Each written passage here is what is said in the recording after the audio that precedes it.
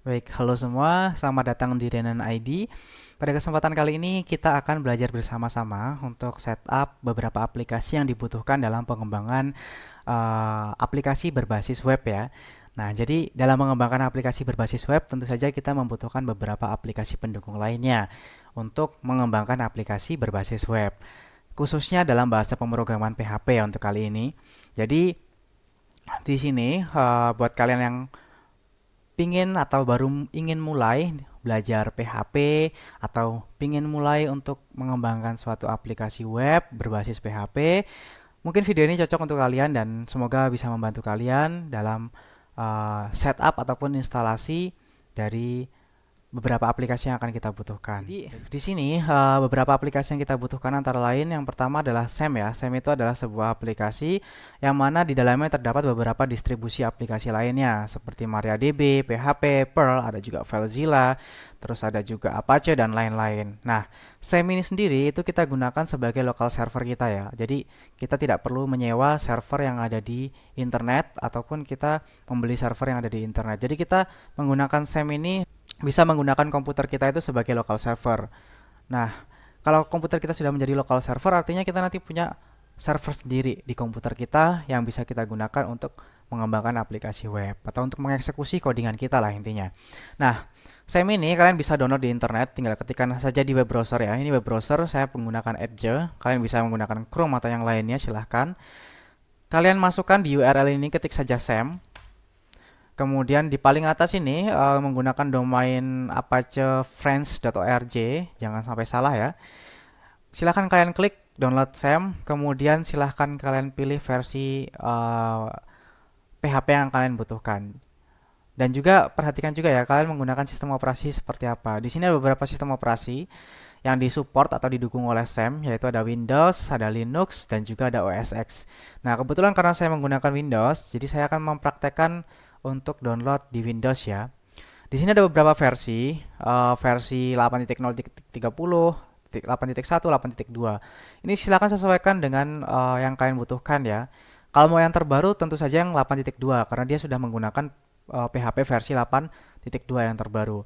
Nah, saya akan mencoba untuk download yang ini ya, yang 8.2 ini ya. Silahkan kalian klik download 64 bit. Ini diklik. Kalau sudah, ini kata-kata ya, kata-kata terima kasih sudah mendownload dan lain-lain.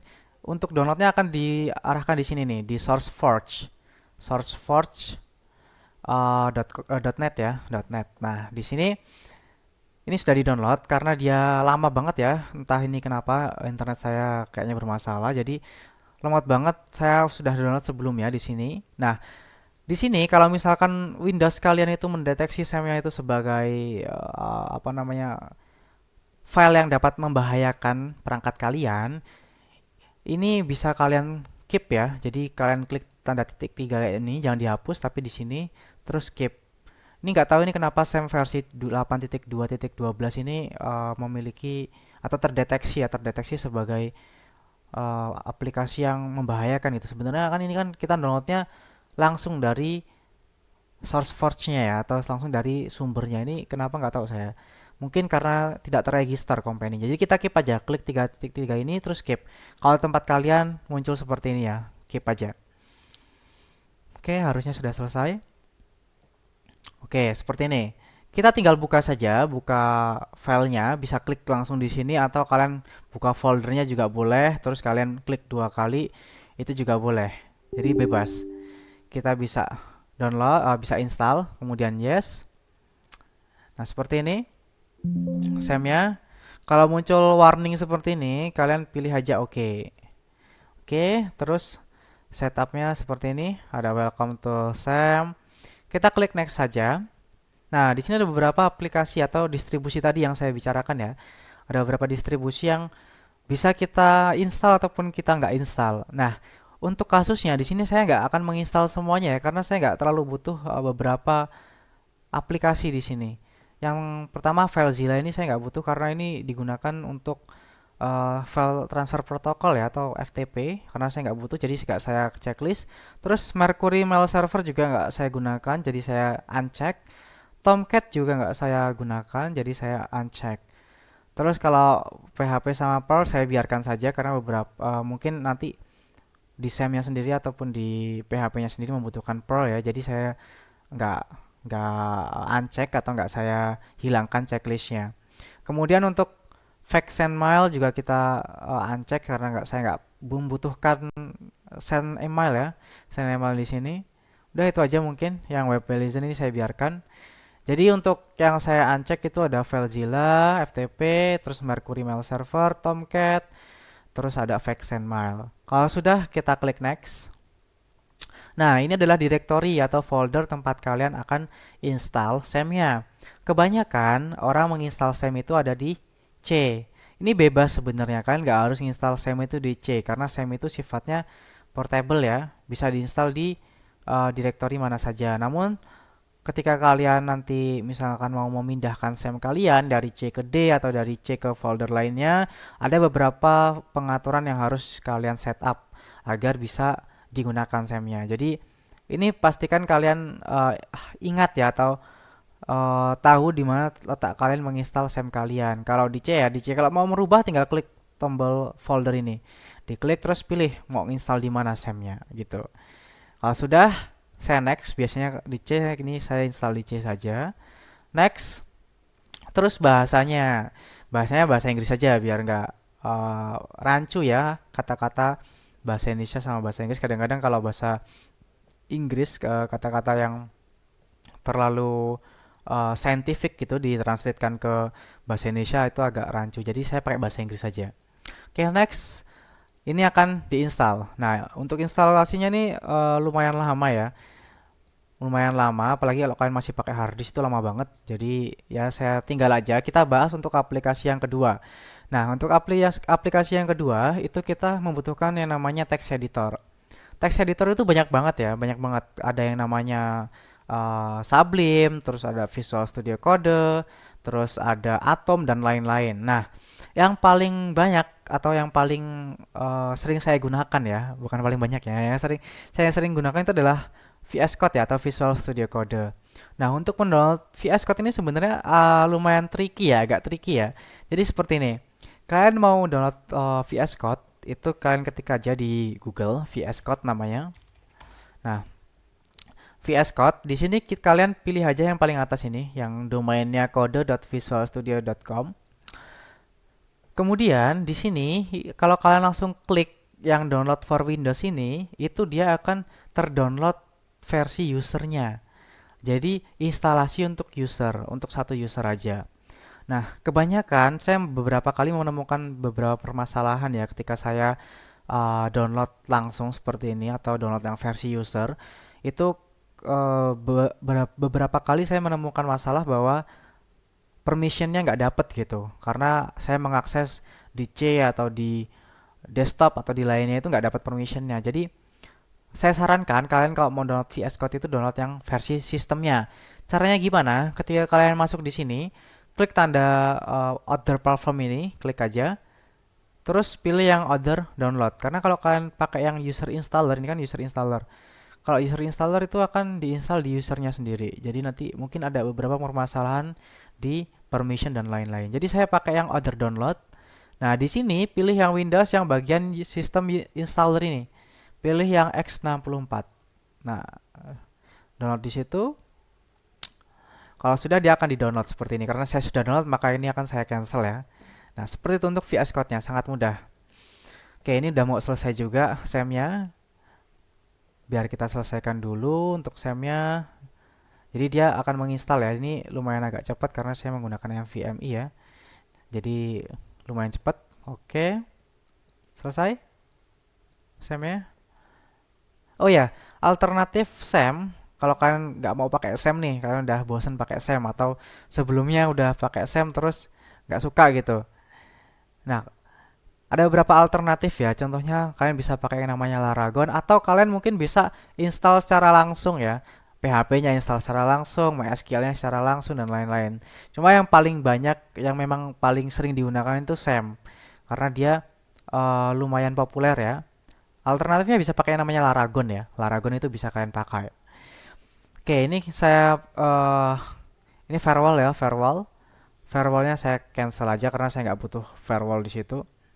Oke, untuk ini apakah kamu ingin menjalankan kontrol panel sekarang itu bisa klik finish ya, otomatis kontrol panelnya ini akan dijalankan. Nah, di sini yang akan kita gunakan cuma apa aja sama MySQL, yang FileZilla, Mercury, Tomcat itu akan di disable semua karena nggak kita install tadi. Jadi seperti itu. Ini lebih lebih enak sih kayak gini. Jadi nggak terlalu banyak yang kita butuhkan. Jadi nggak harus kita install semua. Nah, SM-nya sudah berhasil kita install. Di sini ada beberapa modul ya, ada Apache, MySQL, terus FileZilla, Mercury, Tomcat ini nggak kita install. Jadi di sini nggak ada tombol start. Untuk menjalankan Apache tinggal kita klik start. Oke, dia berjalan. Untuk MySQL kita klik start. Oke, seperti itu. Kalau ada seperti ini kita cancel aja. Oke, kita bisa menjalankan ya, mencoba menjalankan server yang sudah kita buat atau lokal server yang kita buat. Caranya kita mencoba itu dengan di web browser.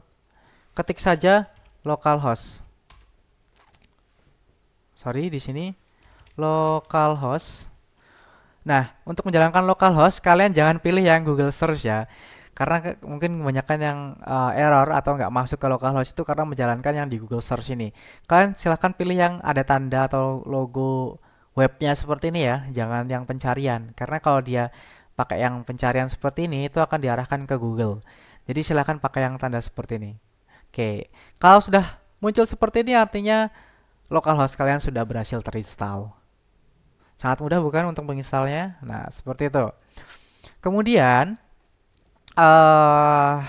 di sini kalau kita mau membuka direktori ya, jadi di SEM ini ada beberapa direktori tempat kita tadi nginstal. Kalian bisa langsung membuka direktorinya dengan klik Explorer ini ya. Sangat mudah sekali. Dia akan langsung otomatis diarahkan ke folder SEM kalian di sini. Nih, SEM. Nah, SEM seperti ini. Setelah itu, kalau sudah kalian masuk ke sini, ada beberapa folder yang mungkin penting ya untuk kalian pahami, terutama folder htdocs. Folder htdocs itu adalah folder tempat kalian mengeksekusi folder kalian di web browser. Contohnya seperti ini. Kita masuk ke folder htdocs ya. Htdocs. Terus kita bikin sebuah file di sini. Bikin file, bikin folder. Bikin folder baru namanya folder. Namanya belajar. Misalnya seperti ini. Terus kita buka dua kali. Kita buat file baru misalnya new, terus teks dokumen. Kita namakan dengan nama info.php. Oke. Misalnya seperti ini. Kalau kita buka localhost /sesuai dengan nama foldernya ya, localhost terus /belajar berarti folder yang sama dengan di htdocs, berarti localhost /belajar. Nah, ini akan mengeksekusi folder belajar tadi, akan dijalankan di web browser kalian seperti itu. Jadi folder htdocs ini penting untuk kita menaruh project kita atau meletakkan project kita yang akan kita gunakan untuk coding gitu. Nah, untuk info.php ini bisa kita edit ya. Kita edit ya. Open with aja. Pakai notepad. Terus kita ketikkan php info. Seperti ini. Kita buka dulu karena kita mau pakai PHP ya. Jadi kita pakai sinteks seperti ini, PHP terus php info. Nah, kita save, kita coba klik info yang tadi. Dia akan memunculkan versi dari PHP kita beserta dengan beberapa konfigurasi ya. Di sini ada beberapa konfigurasi, terus ada tempat kita install SEM-nya dan lain-lain. Jadi seperti itu.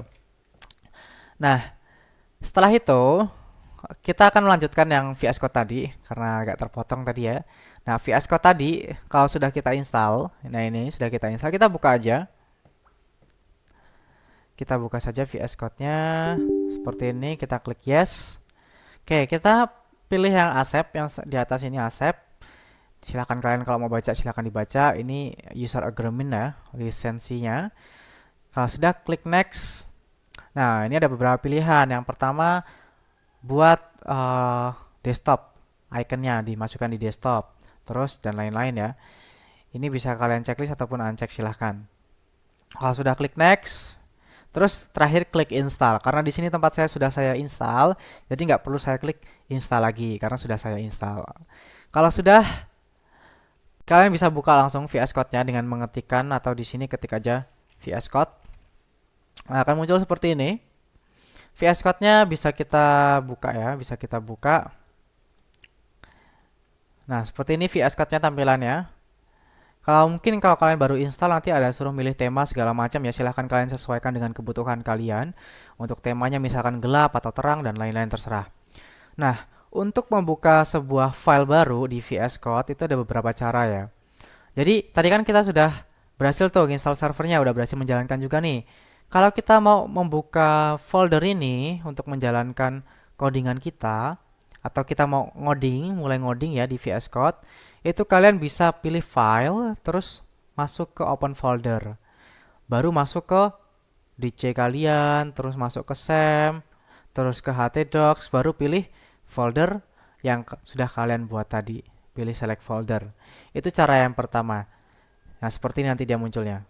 Kalau muncul seperti ini, pilih I trust the author. Atau kita percaya dengan author, karena kita sendiri yang bikin. Otomatis akan muncul info.php. Nah, cara yang kedua, itu, ini saya close dulu ya, yang cara pertama. Nah, cara yang kedua, itu kalian bisa langsung drag and drop ya. Misalkan dari sini, belajar ini. Yang di drag and drop adalah foldernya. Folder belajar ini kita drag and drop ke dalam VS Code kita. Nah, seperti ini. Dia otomatis masuk ke dalam folder VS Code kita.